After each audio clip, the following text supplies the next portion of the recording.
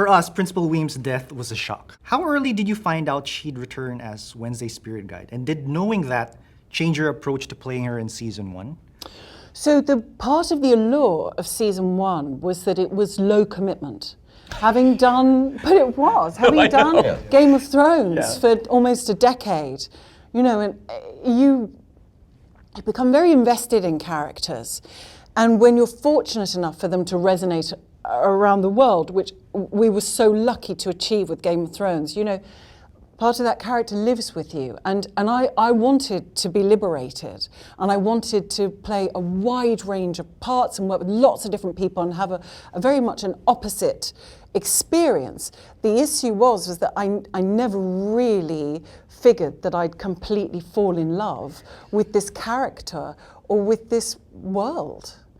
And so, you know, you end up actually wanting that commitment because what you're being presented with are challenges you don't expect. So I always knew Weems died at the end, and I'm far too British to ask for that not to be the case.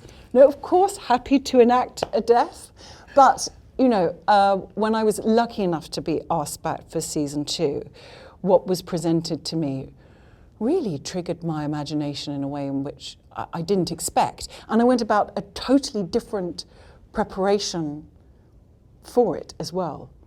Because it took me a long time to figure out what it was. But actually, some of the experiences that I had that were enacted upon me or that I chose, I've not done for any role ever.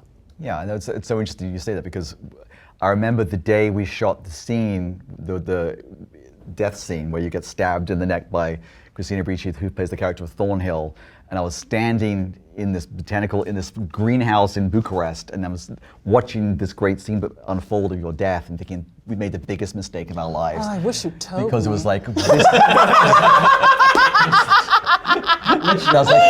was like, oh, what are we going to do? We had this beautiful relationship between Wednesday and Weems. We had this beautiful chemistry between you and Jenna. So they're going to leave it open? They're going to change it? Oh no, they're not leaving it open or changing it. But we after that moment, we thought we have to bring her back. We can't have this. And then it was basically a courtship, wasn't it? Like, how do we get Gwendoline to come back? And, but we wanted it, I think we all agreed that it had to be organic. It couldn't be just like, oh no, she didn't really die. Yeah. So the idea that she was the spirit guide felt like... Do it in like Star Wars or something. Yeah, exactly, right? So, I mean, why not? Let's carry on. But I think it worked out, right? I think you chose the best story. Yes. Yes, me too. Right?